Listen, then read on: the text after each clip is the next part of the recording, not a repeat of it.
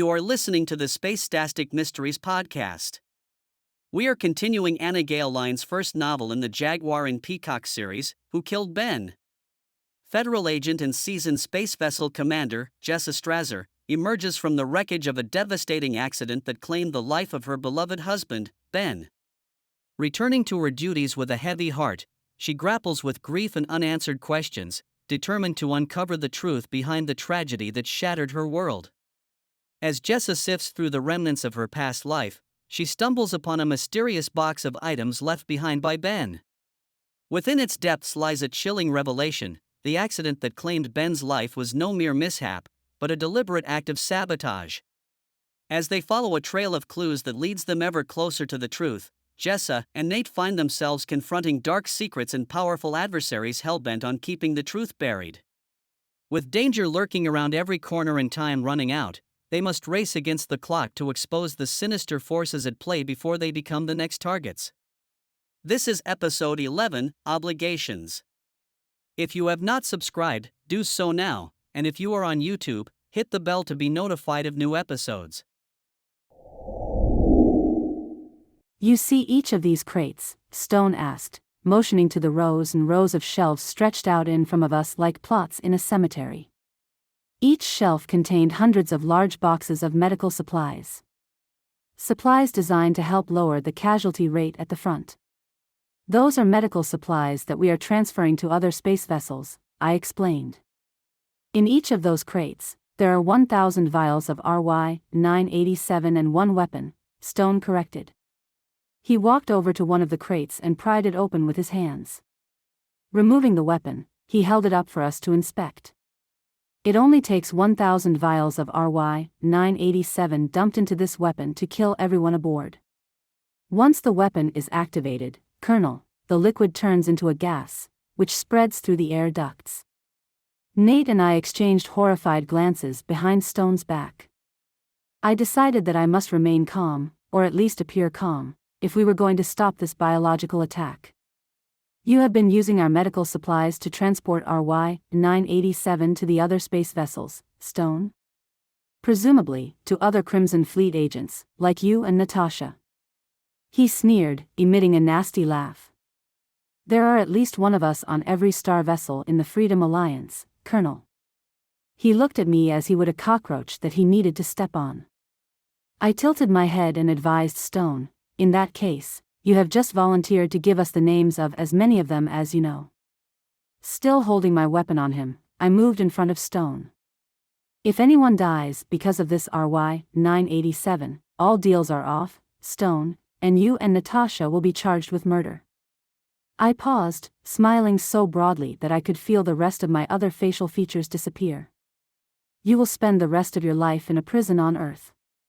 But if you help us, Stone, prison might not even be an option. Before Stone could respond, I continued, although I do think that putting you in a holding cell will give you time to think about the quandary you are in. Let's go, Stone, Nate instructed him, grabbing Stone's arm. He led Stone out of the shelves and through the cargo bay to the doors. I agree with Colonel Strazzer, Stone. Time in a holding cell will do you a world of good. Nate smiled back at me, mouthing, "Don't worry. I'll keep him away from Natasha." After Nate and Stone left, I tapped my comlet 4 times, which dialed up the emergency hotline to General Graham. "Peacock, this is Graham," I heard the General's familiar voice greet me. It relieved me to hear his calm voice, which eased my nerves enough for me to report, "Graham, this is Peacock. We have an Alpha 1 all-star vessels. Jaguar and I have apprehended 2 Crimson Fleet spies. According to one of them, there are Crimson Fleet spies on every Freedom Alliance star vessel. We have located the biological weapon and its disease in the crates of medical supplies. However, we delivered medical supplies to the Freedom before realizing that they were filled with RY-987. I knew Graham wasn't going to like this, so I braced myself for his reaction. "What is your next move?" Graham questioned. His voice as steady as a rock. There was not even a hint of anger in his tone, which was quite unusual under the circumstances. I thought that we would head to the nearest space station and drop off our 2 spies. If you can dispatch a team to meet us there, we can leave off the medical supply crates for them to dispose of, I proposed, walking toward the doors. I really don't want to endanger any more lives, Graham. Any more, Graham demanded. Irritation crept into his voice. Now that was the tone I had expected. I bit my bottom lip before answering. Reggie and Joey have come down with the RY-987 fever. Reggie, Joey, Jag and I have all been exposed to a small amount of RY-987, but Dr. Manning says we should make a full recovery. Shouldn't you be in quarantine? You promised that you wouldn't take any unnecessary risks. His irritation now turned into gentle concern. The key word here is unnecessary. It was necessary for us to come out of quarantine to catch the second spy, I explained, twirling my hair with my finger like a teenager on the phone with her boyfriend. How are we supposed to stop the biological weapon from behind the walls of my quarters? I guess you are right, Graham relented after a long pause. Divert your course to Space Base Charlie Delta Zulu. It's a few hours away from your present location. I will have a team waiting for you there. Graham out. I stepped out the doors and hopped onto the travel tram, trying to keep my hands from shaking. What if something went wrong? What did Graham used to say? Even experienced agents become scared, the only difference is they never let it stand in the way of doing their jobs. I wasn't just an experienced agent. I was the best. And that meant I had to be better than the good agents, better than the excellent agents. I had to be the best. And I wasn't going to let a little thing like fear stand in my way. Armed with my best poker face, fear still lingering under the surface, I marched into Command Central and announced the course change. Luke, I was starting to worry about you. I thought that you'd been abducted or something worse. My voice trailed off as I looked at my blonde-haired friend, who wore a white lab coat and gold-rimmed glasses, on my computer screen. A smile lingered on his lips. I appreciate your concern, Jessa, but it is obviously unfounded because here you are, I finished his sentence, motioning toward the screen. Did you locate the crew of the Washington? It's not good, he conveyed, took off his glasses and shoved them into the left pocket of his lab coat. I enlisted the help of another agent. I think you may know her. I know she knows you, Jessa. Bree Stetson? Sabrina Stetson. I smiled as I thought of my tall, slim, dark-haired friend. I met Bree on one of my first assignments. Since then, Bree had become an invaluable contact, and one of my closest female friends. Bree was definitely someone I could trust, unlike the members of my crew. My suspicions grew to full force every time I thought about Stone and Natasha. How many more of my crew members would turn against me when push came to shove? I decided to operate on a trust only those who you have proven trustworthy basis. Yeah, I know her, I finally answered. What happened? Well. He hesitated as if not saying what he saw would somehow make it go away. After doing a bit of, or rather a lot of, snooping around the compound separately, Bree ran in her high heels and tripped on the grass. Face forward, she fell onto a trap door. And the trap door led to the Washington crew? I rubbed the back of my neck. It felt as if the more I rubbed the kinks out, the more appeared. There were rows and rows of holding cells with corpses in them. He stumbled over his words. We picked the lock of one of the cells and took blood and DNA samples. He avoided direct eye contact with me. How could it get any worse than telling me that most likely the entire crew of the Washington was dead? What did you find? Irritation scratched against my throat until it felt raw and dry. My heart raced wildly when I imagined what Luke discovered. Will his information answer any of our questions? Will it lead us closer to the truth? To stopping the RY-987 weapon? The remains were definitely the crew of the Washington. All the people we tested died slowly of prolonged exposure to RY-987. My heart felt as if it were running a marathon. My breathing was shallow. My daughter and sister-in-law were exposed to the same disease, I revealed. Dr. Manning assured us that it was only a small amount and that it was curable. I cast Luke a despairing look. It is curable in small amounts. It's when people are exposed to too much of it for too long that people start dying, Luke simplified for me. It looks to me as if the crew was used as guinea pigs. That's what I thought too. Looks like we are on the same page, Luke noted, his eyes smiling with delight as they did that day in the park. That day in the park. How could I have forgotten that? He sat there on the picnic bench, dressed in his navy blue suit. The one he only wore on special occasions. I noticed him admiring a gray velvet box with an one diamond ring in it. When I saw the ring, I panicked. I wanted to go to the academy. If he proposed, I would have to choose between him and my dream. Tears stung my eyes as I left without saying goodbye. I realized that Luke was still talking, and I had no clue what he was rambling on about. When he looked at me expectantly, I inquired, "What do you know about Daryl Welsh? Your thoughts must have been a million light years away." Luke laughed. "That's what I was just telling you. Daryl Welsh was found dead in his apartment last night." My mouth dropped open. I rubbed my eyes to make sure I wasn't having another nightmare. Dead? Are you sure it was him? My mind was reeling. Welsh expired, and foul play had a role in it. With Stone and Natasha locked up, it ruled them out as suspects. I closed my eyes briefly, trying to refocus my mind back to the conversation with Luke. Please keep me informed. I was about to wrap it up when I thought of something else I wanted to say. I'm sorry I left for the academy without saying goodbye, I apologized. With that said, I ended the transmission. I stared straight ahead, not concentrating on anything in particular. I heard the doors to my office slide open, but I didn't look up. Instead, I dropped my head into my hands. By the sound of his heavy, confident footsteps, I knew it was Nate.